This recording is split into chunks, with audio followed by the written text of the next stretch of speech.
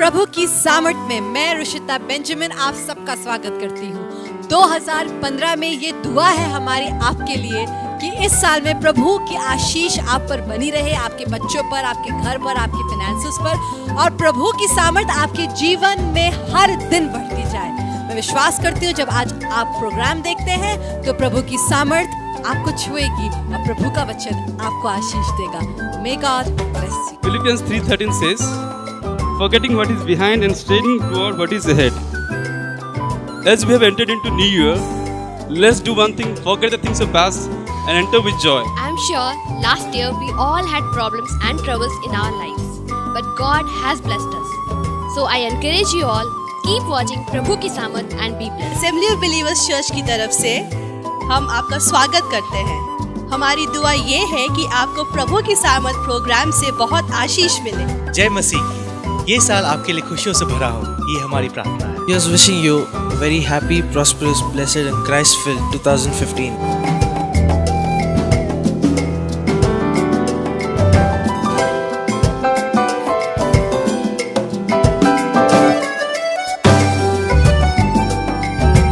प्रभु की सामर्थ प्रोग्राम में हम आपका स्वागत करते हैं and we want to bless you a happy and a prosperous new year.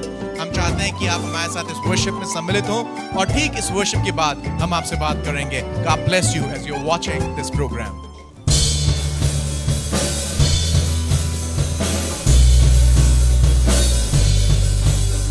Hallelujah! Let's worship together the King of Kings and the Lord of Lords. I will praise you forever. I will trust in your great love. Yes, I will.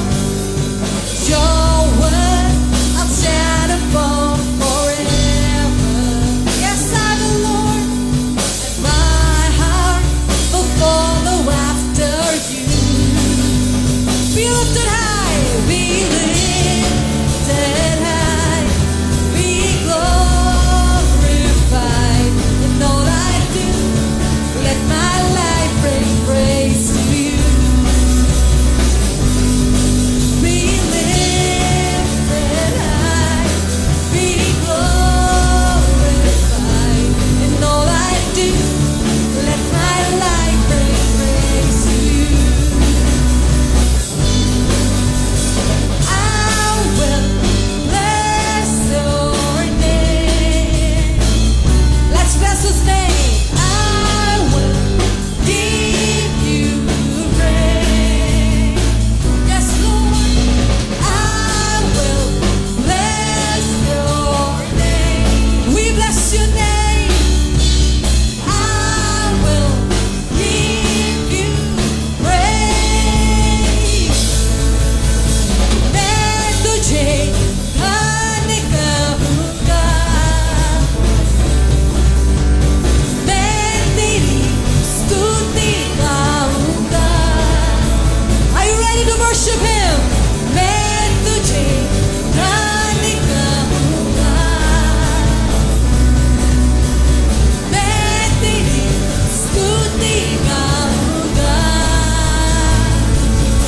Be lifted high, be glorified in all I do. Let my life bring praise to you. Be lifted high, yes Lord. Be glorified in all I do. Let my life bring praise to you. In all I do, let my life bring praise to you. In all I do, in all I do, let my life bring praise to you. Yeah. Hallelujah. Hallelujah. मैं विश्वास करता हूँ इस आराधना के द्वारा परमेश्वर ने आपको बहुत आशीष दी होगी। मैं आपको यहोशू की पुस्तक उसके 24वें अध्याय की 15वीं आयत में लेके जाना मांगूंगा और मैं रिक्वेस्ट करी अपनी वाइफ से कि आपके लिए ये वाली आयत पढ़ें और मैं विश्वास करता हूं कि जब मैं ये कलाम आपके साथ बांट रहा हूं तो परमेश्वर आपको बहुत आशीष देगा। जी हाँ, यहाँ पर कुछ इस प्रकार से लिखा हुआ है, और यदि यहोवा की सेवा करनी तुम्हें बुरी लगे हाँ, तो आज चुन लो हाँ, कि तुम किसकी सेवा करोगे, तुम चुन लो कि तुम किसकी सेवा करोगे, चाहे उन देवताओं की हाँ, जिसकी सेवा तुम्हारे पुरखा महानद के उस पार करते थे, हाँ, और चाहे एमोरियों के देवताओं हाँ, की सेवा करो हाँ, जिनके देश में तुम रहते हो, हाँ, परंतु मैं तो अपने घराने समेत यहोवा ही की सेवा मुझे नित इससे करूंगा। कोई मतलब नहीं है कि तुम किसकी सेवा कर रहे हो, इससे कोई मतलब नहीं है तुम किसको पूज रहे हो। यहोशू कह रहा है कि तुम चुन लो। भाई मैंने अपना चुनाव कर लिया, मुझे ये नहीं मालूम तुम्हारा चुनाव क्या है। मेरा चुनाव तो ये है कि उस परमेश्वर ने जिसने मुझे बंधुआई के देश से निकाल के आजादी के देश में पहुंचाया है, जिस परमेश्वर ने मुझे उन परेशानियों से निकाल के खुशी की ओर पहुंचाया है, जिस परमेश्वर ने मुझे बीमारियों से, तंगहालियों से, विपत्तियों से निकाल के बड़ी आशीषों की तरफ, बरकतों की तरफ, ऊंचे स्थान की तरफ, ऊंचे पद की तरफ लेके गया जो परमेश्वर, मैं उसकी इबादत करूंगा। Joshua is very clear about his decision and he is saying that I am not going to worship anybody, I'm not going to worship any person, I'm not going to worship a thing, but if I have to worship, I'm going to worship the king। वो ये बात कह रहा है कि मैंने इस बात का चुनाव कर लिया है कि मैं अपने आसमान के खुदा की परस्तिश करूंगा और मैं उसके अलावा किसी और चीज की परस्तिश नहीं करूंगा। And he has left it with a question mark to us। उसने एक सवाल के रूप में इस बात को अपने लोगों के सामने रखा है और वो लोगों से ये बात कह रहा है, भाई ये तुम्हारा चुनाव है। याद करो कि किस तरीके से तुम इजिप्ट में फंसे हुए थे या मिस्र में फंसे हुए थे, तुम गुलामी में फंसे हुए थे, तुम परेशानियों के अंदर फंसे हुए थे। वो तुम्हारे ऊपर राज करते थे, तुम्हें मारते थे, तुम्हें सताते थे, लोग तुम्हें गंदी बातें करते थे, मगर आसमान के खुदा ने तुम्हारे ऊपर अपनी नजर करी और परमेश्वर ने तुम्हें वहां से निकाल के आजाद किया है और इस वाचा के देश में लेके आया है जहां पर दूध और शहद की नदियां बहती हैं, जहां पर लोग तुमसे घबराते हैं, थरथराते और कांपते हैं, जहां परमेश्वर ने तुम्हारे सर को ऊंचा किया है, जहां परमेश्वर ने तुम्हारे सर को बुलंद किया है और कह रहा है कि याद करो कि परमेश्वर ने क्या क्या बरकतें दी हैं। और कहने लगा इन सब बरकतों के बाद भी मैं आज तुम्हें एक बात बताना मांगता हूं, हे इस्राएलियों, तुम शायद भूल गए हो कि परमेश्वर ने ये बरकतें तुम्हें इसलिए नहीं दी थी कि तुम पलट के फिर उन्हीं कामों को करने लगो, तुम पलट के फिर उन्हीं गलत बातों के पीछे चले जाओ, तुम पलट के फिर अविश्वास में घूम जाओ, पर ये सब बरकतें इसलिए दी है ताकि तुम उसकी सेवा करो। और अब बूढ़ा होने के बाद ये वाली बात कह रहा है कि मुझे इससे मतलब नहीं अब तुम क्या करते हो, पर मैंने अपनी पूरी जवानी भर परमेश्वर के साथ चल चल के इस बात को समझ लिया है कि उसके साथ अगर मुझे चलना है और अगर उसके साथ मुझे जीना है तो मुझे एक काम करने की जरूरत है, मुझे अपने चुनाव को सही रखने की जरूरत है। वो ये है कि मैं अपना चुनाव सही रखूं, मैं अपने परमेश्वर के पीछे चलूंगा, मैं उसी की सेवा करूंगा, मैं किसी और देवता की पूजा नहीं करूंगा, किसी वस्तु की पूजा नहीं करूंगा, मगर मैं अपने परमेश्वर की पूजा करूंगा। कह रहा है कि मैंने चुन लिया है कि मैं अपने परमेश्वर की इबादत करूं, अपने परमेश्वर की इबादत करूं और अपने परमेश्वर को छोड़ किसी और की इबादत ना करूं। आज हमारे और आपके पास भी परमेश्वर का कलाम पहुंच रहा है और आज परमेश्वर अपने कलाम के द्वारा इस नए साल के अंदर जब इसकी शुरुआत ही हो रही है हमसे बात कर रहा है, आप किस चीज का चुनाव कर रहे हैं। परमेश्वर ने आपको पिछले साल बहुत बरकत दी होगी, बहुत आशीषें दी होंगी, बहुत परेशानियों से आपको निकाला होगा। कई लोग तो खाली टेलीविजन के सामने बैठे होंगे और कह रहे होंगे कौन सी आशीष दी परमेश्वर ने, कौन सी बरकत दी, अरे हम तो बड़ी परेशानियों से गए। मेरे भाई मेरी बहन, इतनी परेशानियों से जाने के बाद भी आप जीवित बैठे हैं, क्या ये अपने आप में एक बड़ी बरकत नहीं है? इतनी परेशानियों से गुजरने के बाद भी आज आप इस मैसेज को सुन रहे हैं, क्या ये अपने आप में एक बड़ी बरकत नहीं है? याद करिए, जरा सोच के देखिए, जिस तरीके से आप एक्सीडेंट से बचे, जिस तरीके से आप पैसे की परेशानी से बचे, कोर्ट केस से बचे हैं, अगर और कोई आपकी जगह होता तो क्या बच पाता? आप तो अपनी डींग मार के शायद बैठ गए होंगे और कहने लगे होंगे कि मैंने अपनी अक्ल, अपनी बुद्धि से इस काम को पूरा किया या निकल गया हुआ। मगर सच बात तो यह है कि परमेश्वर ने आपको बचाया है, परमेश्वर ने आपको रचा है, परमेश्वर ने आपको संभाल के रखा है इस पूरे साल में। And I want to tell you my dear friend, when you are watching this program, that from this book, from this words, God is talking to you and God is talking to me and he is saying you have to make a choice in this year when you progress in this year। जब इस साल में आप आगे जा रहे हैं तो आपको चुनाव करने की जरूरत है। तुम किसकी सेवा करोगे? तुम किसकी सेवा करोगे? यहोशू ने तो चुन लिया है कि मैं अपने आसमान के खुदा की सेवा करूंगा, मेरा पूरा परिवार उसकी सेवा करेगा। मैंने उसकी भलाइयों को देखा है, मैंने उसकी आशीषों को देखा है और मैं उसकी आशीषों के लिए ऋणी हूं। तुम किसकी सेवा करोगे? कई बार हम लोग ये सोचते हैं कि परमेश्वर ने हमें आशीषें दी हैं, बरकतें दी हैं और हमारे जीवन में सब कुछ जब अच्छा चल रहा है, अब हमें किसी बात की चिंता करने की जरूरत नहीं है। और हम इतना चिंता रहित हो जाते हैं कि हम इस बात की भी चिंता नहीं करते हैं या ये भी नहीं देखते हैं कि क्या हम परमेश्वर के साथ चल रहे हैं या नहीं चल रहे हैं। यहोशू ये वाली बात अच्छी तरीके से समझ गया था कि जब हमारे पास बड़ी आशीषें आने लगती हैं, बड़ी बरकतें आने लगती हैं, तो ये अमूमन ऐसा हो सकता है, most of the time it can happen like this that you may forget who has blessed you। हमारे पास अच्छी कार आ गई, आप कार में जब चलाते हैं, कार को चला रहे हैं, कार में घूम रहे हैं, तो कार चलाते चलाते ये भूल जाते हैं कि जिसने हमें ये कार दी उसका धन्यवाद करें। एक नया घर आ गया है, बड़ा अच्छा लगता है नए घर में रहना, मगर अच्छे घर में रहने के बाद ये भूल जाते हैं किसने अच्छा घर दिया है। हम अच्छी जगह पे बच्चे का एडमिशन कराने के बाद ये भूल जाते हैं कि किसने हमारी मदद करी है। हम कई बार परमेश्वर को अपने जीवन में इसी तरीके से नजरअंदाज करते रहते हैं। और जब अब यहोशू पूरे मिस्र से इजरायलियों को निकाल के कनान देश में ले आया है, तो उसे इस बात की बड़ी जरूरत सी महसूस हो रही है कि वो लोगों को ये बात बता सके, भैया भूल मत जाना, ये बात मत भूल जाना कि तुम्हें निकालने वाला परमेश्वर है, तुम्हें बसाने वाला परमेश्वर है। उन घरों में जिनमें तुम रह रहे हो, तुमने नहीं बनाए थे वो घर, परमेश्वर ने तुम्हारे लिए वो घर रचे हैं। जिन खलियानों की आज तुम अन्न खा रहे हो, वो खलियान में अन्न पैदा करने वाले तुम नहीं थे, परमेश्वर था।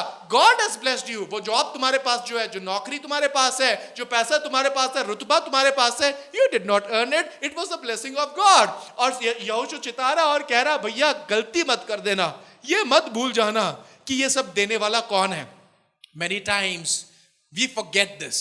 ये बात खाली नए पुराने नियम में ही नहीं, मगर ये बात नए नियम में भी लिखी हुई है। और परमेश्वर का दूत इस बात को चिता रहा और खुद परमेश्वर का बंदा इस बात को हमें लिख रहा है। मैं आपको लेके जाना मांगूंगा, मेरे साथ चलें रेवलेशन की पुस्तक में या प्रकाशित वाक्य की पुस्तक में, उसके 3 अध्याय में और उसकी 15वीं से लेकर 17वीं आयत तक मैं चाहूंगा कि आपके लिए पढ़ दी जाए। जी हाँ, रेवलेशन की पुस्तक में चलेंगे या प्रकाशित वाक्य की पुस्तक में चलेंगे और मैं चाहता हूं आप उसकी 3 अध्याय की 15वीं से लेकर 17वीं आयत तक पढ़ें। जी हाँ, देखिए, मैं तेरे कामों को जानता हूँ। जी हाँ, कि तू ना तो ठंडा है, तू ना तो ठंडा और है ना गर्म। ना गर्म। भला होता कि तू ठंडा या गर्म होता, तू ठंडा या गर्म होता। इसलिए हाँ। कि तू गुनगुना है, हाँ। और ना ठंडा है ना गर्म है, हाँ। मैं तुझे अपने मुंह से उगलने पर मैं हूँ। उगलने पे हूँ। तू कहता है हाँ। कि मैं धनी हूँ, मैं धनी हूँ और धनवान हो और गया धनवान हूँ, हूँ, और मुझे किसी वस्तु की घटी नहीं, मुझे किसी वस्तु की घटी नहीं, और ये नहीं जानता कि तू अभागा अभागा और तुच्छ। अरे कैसे मैं अभागा हूं, मैं कैसे तुच्छ हूं?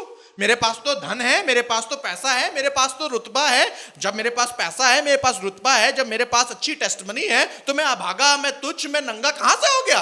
कई बार हम ये नहीं समझ पाते हैं कि जब हम इन सारी लग्जरीज से घिर जाते हैं, तो ये सारी लग्जरीज हमारे चुनाव को जो हमने बिगिनिंग में किया था या शुरुआत में किया था, बहुत बुरी तरीके से असर करती है।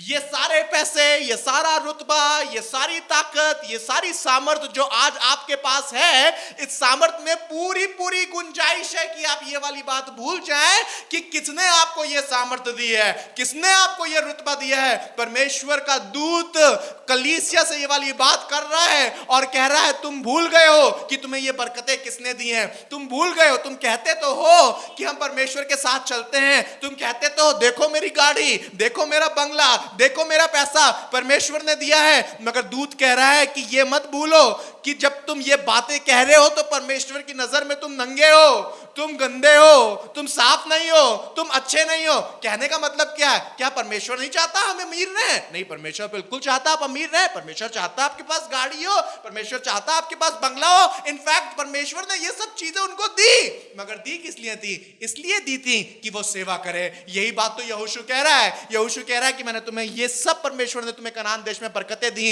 ये सब तुम्हें लोगों के सामने अथॉरिटी दी है। ये किस लिए दी है? ताकि तुम उसकी सेवा करो। ये चुनाव है, क्या आप किसकी सेवा करेंगे? जब हमारे पास कुछ नहीं होता तो हम बड़ी खुशी के साथ उसकी सेवा करते हैं। चर्च बराबर से जा रहे हैं, बराबर से प्रार्थना कर रहे हैं, बराबर से कामों में लगे हुए हैं, मदद कर रहे हैं, चर्च में जा जाके लोगों के साथ खड़े हो रहे हैं, मगर जहां हमारे पास नाम आने लगता है, जहां हमारे पास रुतबा आने लगता है, जहां हमारे पास शक्ति और सामर्थ्य आने लगती है, हम भूल जाते हैं कि किसने ये सारी चीजें हमें दी हैं। आज मैं आपके सामने गुजारिश करता हूं, आपके सामने मैं खड़ा हुआ हूं, आपका भाई बन के, आपका दोस्त बन के खड़ा हुआ हूं, और आज मैं आपको चिताना मांगता हूं, मसीह भाइयों, मसीह बहनों, अपनी लग्जरीज में या अपनी उन अच्छी वस्तुओं में खो मत जाइए, अपनी बरकतों में खो मत जाइए। अच्छी बात है कि परमेश्वर ने आपको पैसा दिया है, अच्छी बात है आपके पास बड़ी गाड़ी है, अच्छी बात है आपके पास 4-4 प्लॉट है, अच्छी बात है आपके पास बहुत बड़ा बिजनेस है, मगर क्या इन सब चीजों के बाद आप अपनी सेवा में भी उसी तरीके से आगे हैं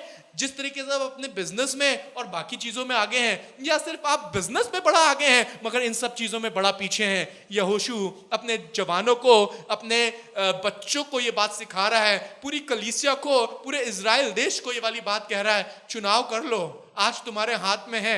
भूलना मत कि किसने तुम्हें इतनी बरकत दी है, भूलना मत किसने तुम्हें इतने ऊंचे पे उठाया है। वही परमेश्वर जो उठाता है वो गिराने की भी शक्ति रखता है। अब ये आपका मौका है कि आप यहोशू की इस बात पे ध्यान देंगे, आप यूहन्ना की इस बात पे ध्यान देंगे जो वो प्रकाशित वाक्य की पुस्तक में हमसे कर रहा है कि आप अपनी लग्जरीज में खो ना जाएं, बरकतों में खो ना जाएं। कार जरूर ड्राइव करिए, मगर कार ड्राइव करते करते कहिए, खुदावन तेरा शुक्र है कि तूने मुझे ये गाड़ी दी है, इस गाड़ी से जगह जगह जाऊंगा, तेरे नाम की खिदमत करूंगा, लोगों को जीत लूंगा। परमेश्वर मैं आपका धन्यवाद देता हूं कि आपने मुझे इतना बढ़िया बिजनेस दिया है, आपने मुझे पैसा दिया है, इस पैसे को मैं तेरी खिदमत के लिए इस्तेमाल करूंगा, किसी को बचाने के लिए इस्तेमाल करूंगा, किसी को उठाने के लिए इस्तेमाल करूंगा, तेरे राज को बढ़ाने के लिए इस्तेमाल करूंगा। I believe as you are watching this program, many of you are going to receive the great blessings of the Lord. God is going to bless you financially, but he is going to bless you so that you become a blessing. He is going to bless you with good vehicle, but he is going to bless you so that you can be blessed, you can become a blessing for somebody. God is going to bless you with position. परमेश्वर आपको अच्छी positions देगा, मगर उन positions का इस्तेमाल इसलिए करिए कि परमेश्वर का राज का विस्तार होने वाला हो सके। आइए मैं आपको एक जगह पे लेके जाना मांगूंगा। ये बड़ा धनी व्यक्ति था, अगर ये चाहता तो परमेश्वर को बिल्कुल भूल सकता था। मैं आपको बताना मांगता हूं कि कई बार हमारी परीक्षा उस समय सही तरीके से होती है जिस समय हमारा कुछ नहीं होता है। अगर मैं उस समय की बात, there are two kinds of times where you have nothing. एक तो वो समय होता है जब आप बिगिन कर रहे होते हैं, जब आप शुरुआत कर रहे होते हैं। जब आप शुरुआत करते हैं तो आपके पास कुछ नहीं होता है, पर एक समय ऐसा भी आता है हमारी लाइफ में जब आपके पास बहुत कुछ होता है और सब कुछ खो जाने के बाद आपके पास कुछ नहीं होता है। तो ये दो किस्म के व्यक्ति होते हैं, जिसके पास कुछ नहीं है, या एक वो व्यक्ति जिसके पास बहुत कुछ था और सब कुछ खो गया। कई बार जब आदमी के पास बहुत कुछ होता है और सब खो जाता है, तब भी आदमी अपना घमंड नहीं छोड़ता है और परमेश्वर के पीछे नहीं चलता है। पर मैं आज आपको एक ऐसे व्यक्ति से मिलाना मांगूंगा जिसके पास बहुत कुछ था, यहां तक कि था कि बाइबल बताती है उसके बराबर पूरी पृथ्वी पे कोई धनी व्यक्ति नहीं था। जी हां, आपने बिल्कुल सही समझा, मैं अय्यूब के विषय में आपसे बात कर रहा हूं। ये वो व्यक्ति है जो पृथ्वी पे सबसे धनी व्यक्ति उस समय का था और अपने शहर में सबसे धनी व्यक्ति था, और इस धनी व्यक्ति के पास किसी चीज की कमी नहीं हुई। मगर शैतान ने सोचा कि इसकी परीक्षा करी जाए, और परमेश्वर को भी इसने पटा लिया कि अब आप इसकी परीक्षा करेंगे। परमेश्वर ने भी उसे अलाउ किया, जाओ शैतान, मेरे इस दास की तुम परीक्षा कर लो। जब शैतान इस दास की परीक्षा करने के लिए आया तो शैतान ने जो कुछ इसका था सब कुछ छीन लिया। पर देखिए, इसने शुरुआत से एक बात का चुनाव किया था। चुनाव मालूम क्या था? चुनाव यह था कि अगर मैं खुश हूं तब भी मैं उसकी इबादत करूंगा, मैं दुखी हूं तब भी उसकी इबादत करूंगा। जरा मैं आपको इसका स्टेटमेंट पढ़वाना मांगता हूं और इसकी कंडीशन बताना मांगता हूं। मैं आपको बताना मांगता हूं कि किस परिस्थिति के अंदर यह फंसा हुआ था, तब भी यह परमेश्वर की इज्जत कर रहा था। जी हां, मेरे लिए निकाल लें अय्यूब की पुस्तक, उसका 2वां अध्याय, उसके 7वीं आयत से लेकर 10वीं आयत तक। जी पढ़ें। तब शैतान यहोवा के सामने से निकला और अय्यूब को पांव के तलवे से ले सिर की चोटी तक बड़े बड़े फोड़ों से पीड़ित किया। जी। तब अय्यूब खुजलाने के लिए एक ठीकरा लेकर राख पर बैठ गया। क्या इतना अमीर व्यक्ति जिसके पास किसी चीज की कमी नहीं थी, और शैतान ने ऐसा बीमार किया कि ठीकरा लेके राख पे बैठ गया क्योंकि पूरे फोड़े से भरा हुआ है। अब देखिए आगे, देखिए क्या लिखा हुआ है। जी हाँ। तब उसकी स्त्री उससे कहने लगी, क्या तू अब भी अपनी खराई पर बना है? अब भी अपनी खराई पे बना है? अभी भी तुम बहुत सोचते हो कि परमेश्वर ने तुम्हें आशीष और बरकत दी है, परमेश्वर ने तुम्हें इतना ऊंचे पे उठाया। अरे क्या परमेश्वर, कौन परमेश्वर? अभी भी खराई कर रहे हो, अभी भी चर्च जाना मांग रहे हो, अभी भी प्रार्थना करना मांग रहे हो, अभी भी फास्टिंग के बारे में बात करते हो, अभी भी बोलते हो जीसस तुम्हारे लिए सब सही कर देंगे। क्या पागल तो नहीं हो गए? जी हाँ, अय्यूब ये सब चीजें झेल रहा था, और ये सब चीजें झेलने के बाद इसकी बीवी इसके अगेंस्ट में है, इसके बच्चे मर गए हैं, इसकी लैंड खत्म हो गई है, बहुत बुरे हाल में ये बंदा है, और इसे कुछ समझ में नहीं आ रहा है कि ये क्या करे। मगर इसका स्टेटमेंट देखिए, जब इसकी बीवी कह रही है अभी भी अपनी खराई पे बने हुए, देखो अपना हाल, देखो क्या हाल हो गया, पूरे फोड़े से भरे हुए हो, मर जाओगे, खत्म हो जाओगे। और कह रही है कि अब तो अपनी खराई छोड़ो, अब तो परमेश्वर को अच्छी बातें बोलना छोड़ो। जी हाँ, अय्यूब का स्टेटमेंट पढ़िए। जी हाँ, क्या कह रहा है? उसने उससे कहा, कहा, तू एक मूढ़ स्त्री की सी बातें करती है। मूर्ख स्त्रियों की तरह तुम बात कर रही हो। जी, क्या हम जो परमेश्वर के हाथ से सुख लेते हैं दुख ना लें? मैंने परमेश्वर को चुनाव किया है। जिस परमेश्वर ने मुझे सुख दिया, मैंने उसके हाथ से दुख भी लिया। अय्यूब ने इस बात को ठान रखा था कि मैं परमेश्वर के पीछे चलूंगा। नहीं सिर्फ उस समय चलूंगा जब मेरे पास सब कुछ है, जब मेरे पास कुछ भी नहीं है तब भी मैं परमेश्वर के पास रहूंगा। मैं आपको बताना मांगता हूं, जो यहोशू यही वाली बात कह रहा था। आज तुम चुनाव कर लो कि तुम किसके पीछे चलोगे, परमेश्वर के पीछे चलोगे या उन देवताओं के पीछे चलोगे, उन पुरानी बातों के पीछे चलोगे, या परमेश्वर ने जिसने तुम्हें बरकत दी है। यही बात अय्यूब कह रहा है। अय्यूब कह रहा है कि मैं उस परमेश्वर की इबादत करूंगा। वही है जो सुख देता है, वही है जो दुख देता है, वही है जो सारे दुखों को हर के वापस सुख देता है। You have to make a choice in your life that whom you are going to serve। पूरा साल आपके सामने पड़ा हुआ है और आपके पास ये वाला चुनाव कई बार आएगा। Whom do you like to serve? Would you like to serve a living God? Would you make a choice? क्या आप इस बात का चुनाव करेंगे कि मैं अपने परमेश्वर को छोड़ किसी और की सेवा नहीं करूंगा? कुछ भी हो, मैं ये कभी नहीं भूलूंगा कि मुझे हर परिस्थिति में परमेश्वर के पीछे चलना है। मैं आपको एक जगह और लेके जाना मांगूंगा और एक व्यक्ति से मिलाना मांगूंगा जिसने परमेश्वर के लिए अपना सब कुछ छोड़ दिया और अब ये परमेश्वर से बात कर रहा है और पूछ रहा है कि परमेश्वर आप बताइए, मैंने तो आपके लिए ये चीजें छोड़ी हैं, मुझे क्या मिलेगा? जी हाँ, मेरे साथ चले मरकुस की पुस्तक में उसके 10वें अध्याय में और उसकी 28वीं आयत में, मार्क चैप्टर 10 एंड वर्स 28। जी हाँ, यहां पर एक व्यक्ति जिसका नाम पतरस है, परमेश्वर का, प्रभु यीशु मसीह का चेला है, और ये प्रभु यीशु मसीह से बात कर रहा है और बात करते समय कुछ ये कह रहा है। जी हाँ, पढ़ें।